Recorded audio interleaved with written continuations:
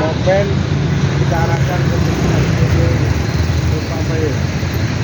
Selawat berita salam dan kita kasih berikan kepada salam telah mengeluarkan dari alam yang indah ke alam yang indah. Terima kasih yang kami pandatkan yang lain sehingga kita harapkan bisa maksimal dari hari pertama sampai hari kemudian. Jadi kami kita bersama-sama mengingatkan kepada rekan-rekan senior dari tugas agar lebih mengedepankan 3M, tanpa salah. Itu maksimal. Karena apapun cerita orang tidak akan itu tetap lurus.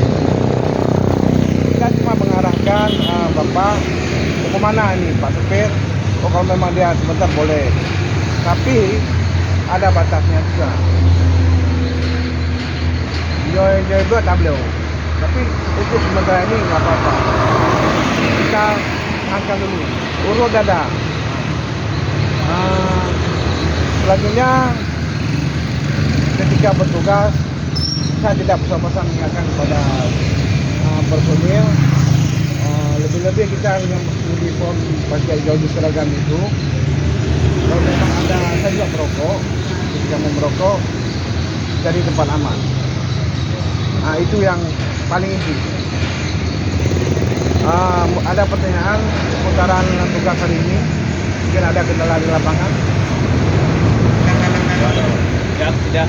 Alhamdulillah. Sebelum kita melaksanakan tugas, mari kita sama-sama mengharap doanya semoga diberi kelancaran dalam bertugas